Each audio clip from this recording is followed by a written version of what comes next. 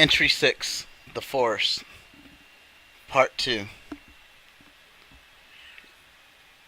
James and I were slunk in the leafy green pockets of cover that lazily flopped down over our bodies in multicolored digital forest camouflage. It was dark, but the compound lights cut through dense darkness like a base of fire erupted over a piece of gasoline-covered coal that was ready to burn loudly. We saw rows of 10 soldiers, fear troopers, waiting, lined up, arrested at the at ease position. 15 columns of infantry, and there were 70 squads of these infantrymen. We spotted 210 socializers about the base. There were 300 armed guards. 100 very fit special operators were present. Spetsnaz uniforms were on their bodies, firmly fitted and proudly worn. Around the camp, there were 15 people who were identified as the inner circle or their command staff. The general over the entire operation was Dmitry Romanov. Anastasia Borya was the lead scientist. Demyan Evgeny was the political advisory board liaison. Feofan Fedor was a cleaner. Trisha Iranushka was a public affairs or spin administrator. Karina Jakatrina helped with academics of the socializer troop leaders. The deployment specialist was Ker Kazimir. Kolya Kassa was in charge of morale. Konstantin Kuzma was their second in command. Lilia Losha was the provisions and supply person. Custodial support and maintenance commander was Nikolai Nadine. Alternate officers for program consistency were Petya Konstantin, Pasha Pavel, Roxana Reza, and Ruslan Sasha. These officers were a few of the many pieces of this army which we saw during our reconnaissance mission as we slunk under the secretive forest hiding places.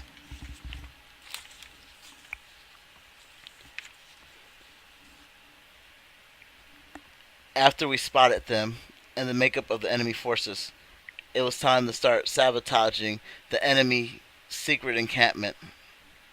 Our priority was to disable the program, but the secret weapon was not a weapon at all, but an army of special units. It was a tight situation, so we snuck around the camp, placing remote detonation explosives, RDEs, everywhere we could find, as well as on various access or gathering points. We placed Gabrielle auto launchers, GALs, in 4 different spots, which launched rockets and self-destruct by melting after the last volley. Remote-controlled sentries, RCSs, were also placed at various places, and they exploded when enemies came near them. We rigged the enemy camp with traps. However, we didn't know anything about these units.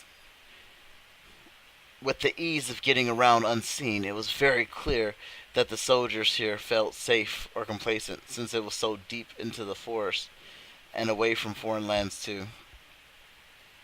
We had then set off the explosions, letting our weapons tear into the enemy, tearing away their sense of safety, security, and comfort.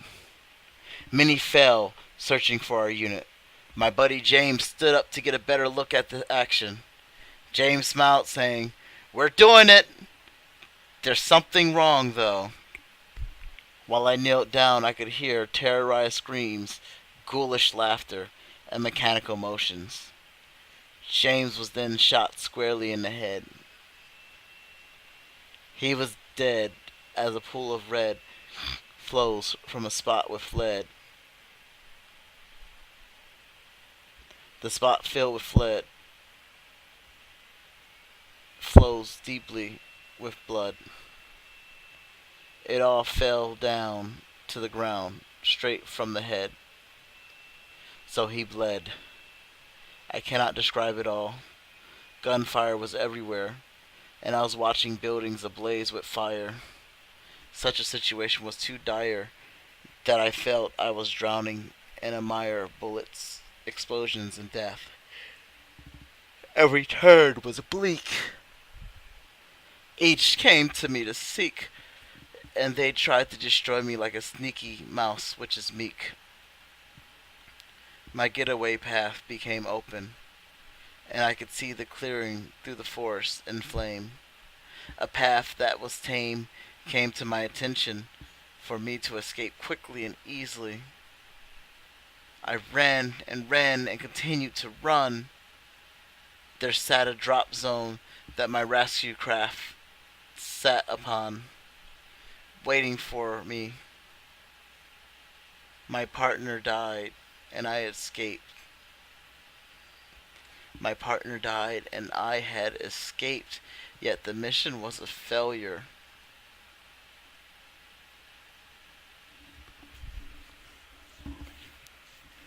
These are the things I contemplated as I was rescued and escaped, because my partner died and I had escaped, yet the mission was a failure.